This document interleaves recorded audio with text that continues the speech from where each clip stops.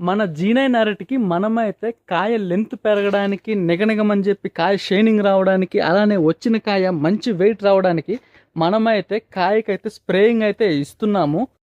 మరి G9 అరటి పంటలో ఖచ్చితంగా ఈ ప్రోడక్ట్‌ని అయితే రైతులు యూజ్ చేసుకోవాలండి. ఇది వచ్చి నందక బనానా ఫ్రూట్ స్పెషలు.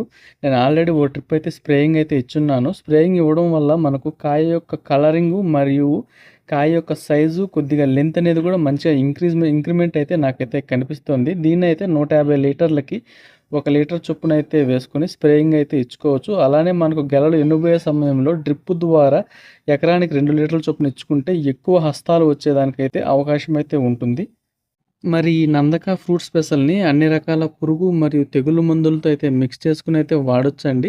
మీకు గెల వేసినప్పటి నుండి 2 ట్రిప్పులైతే స్ప్రేయింగ్ అయితే ఇచ్చుకోవాలి. ఎకరానికి ఒక ట్రిప్‌కి 1 లీటర్ అయితే యూజ్ చేసుకోవాల్సి ఉంటుంది. అలానే గెలలు ఎండిపోయే స్టార్టింగ్ స్టేజ్‌లో ట్రిప్ ద్వారా 2 లీటర్లు అయితే ఇచ్చుకున్నట్లయితే 15 రోజులు గ్యాప్‌తో ఎక్కువ హస్తాలనేది మీ గెల వచ్చేదానికైతే ఎక్కువ శాతం ఛాన్సెస్ అయితే ఉంటాయి.